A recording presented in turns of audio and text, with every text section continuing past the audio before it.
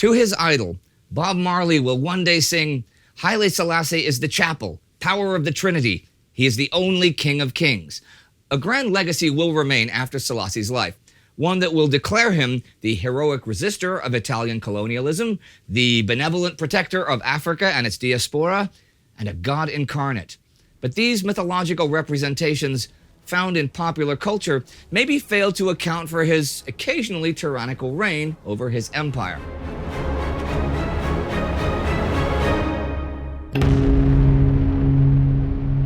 Welcome to another World War II in real-time biography special where I take a closer look at the major or interesting figures of the war. I'm Indy Neidell. Haile Selassie is born in 1892, son of General Ras Makonnen, de facto foreign minister of Ethiopia. Makonnen is a Europe-friendly member of the Ethiopian royal family, but also one of the military leaders that fight off the Italians in the First Italo-Ethiopian War from 1887 to 1889.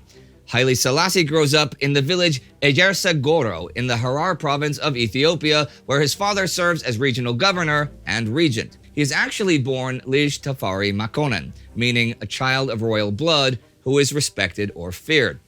See, through his paternal grandmother, Selassie is the descendant of the Bible's Queen of Sheba, Makeda, and King Solomon of Israel, making him a pretty big deal indeed.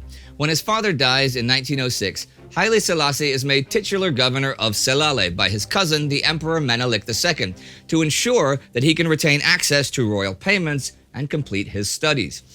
In 1916, the designated successor of the now deceased Menelik, Lij Iyasu, is deposed for reputedly having toyed with converting to Islam, which is considered incompatible with the Ethiopian Orthodox Christianity of the nation.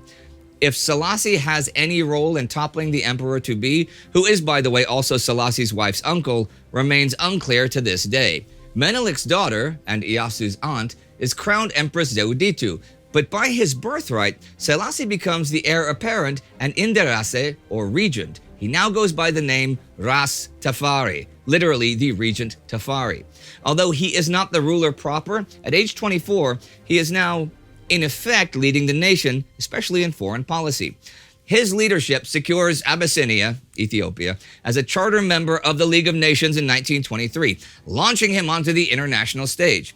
See, he has learned internationalist attitudes from his father, and his exotic but Western-friendly personality, well, it's pleasing to the Western powers. Selassie also actively promotes global cooperation despite cultural and political differences with the Western powers. He tours Europe, Egypt, and the Levant, visiting with European royalty and politicians to much acclaim in the Western press. One of the things he promises to gain a place on the global stage is to abolish slavery, still endemic in Ethiopia at the time. He will, however, not live up to this promise even when he ascends the imperial throne.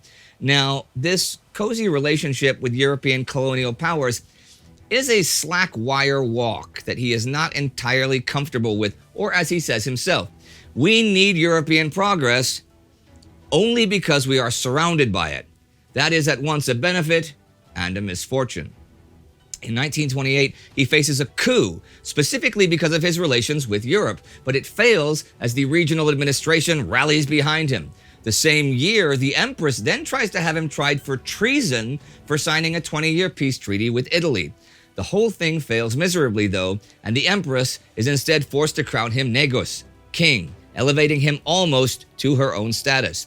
Finally, in 1930, she attempts to depose him by marching an army on Addis Ababa, but Selassie defeats her and ascends to the imperial throne as the 225th Negusa Nagast, or Emperor of Ethiopia. His full title, actually, to really introduce the man, is His Imperial Majesty Haile Selassie I, conquering lion of the tribe of Judah, King of Kings, and elect of God.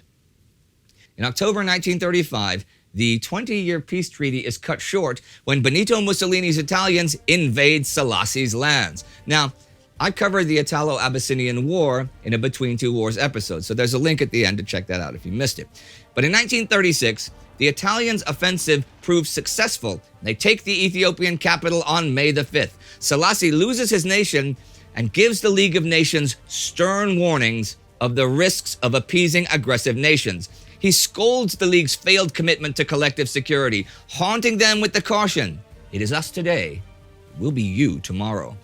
Selassie's pioneering stand against fascism affirms his significance on the global stage.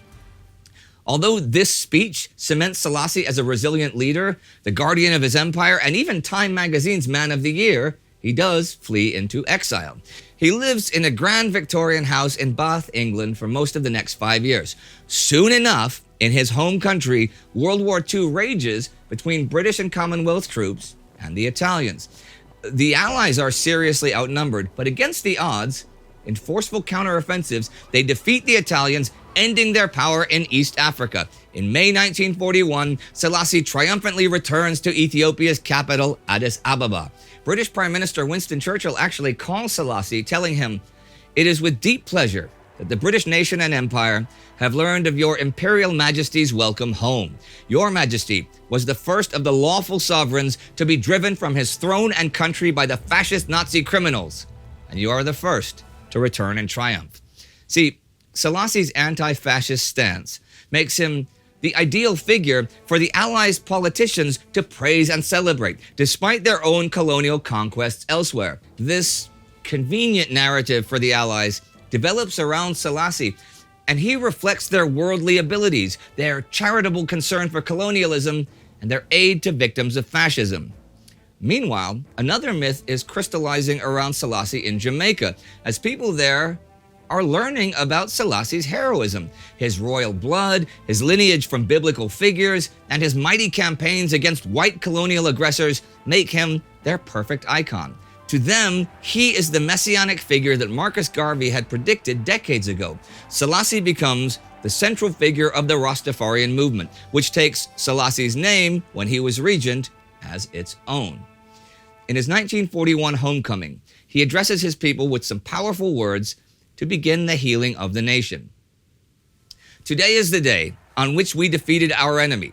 Therefore, when we say, 'Let us rejoice with our hearts,' let not our rejoicing be in any other way but in the Spirit of Christ. Do not return evil for evil. Do not indulge in the atrocities which the enemy has been practicing in his usual way, even to the last."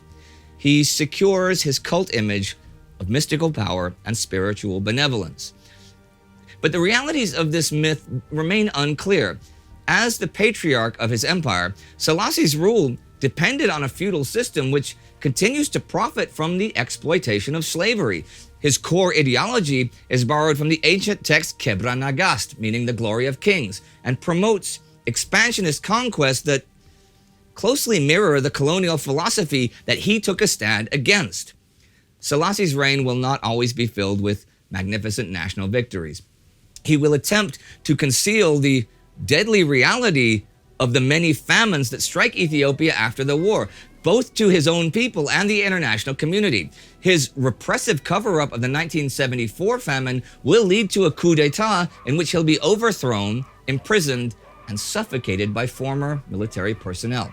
But his death, on August 27, 1975, at the age of 83, will be reported as respiratory failure.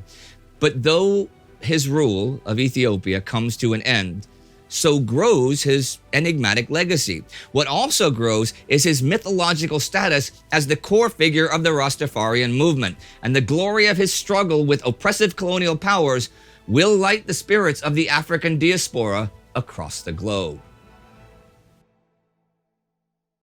If you'd like to see that episode of Between Two Wars about the Italo-Abyssinian War, you can click right here for that. And do not forget to click subscribe while you're at it to never miss an exciting episode. And ring that bell. See you next time.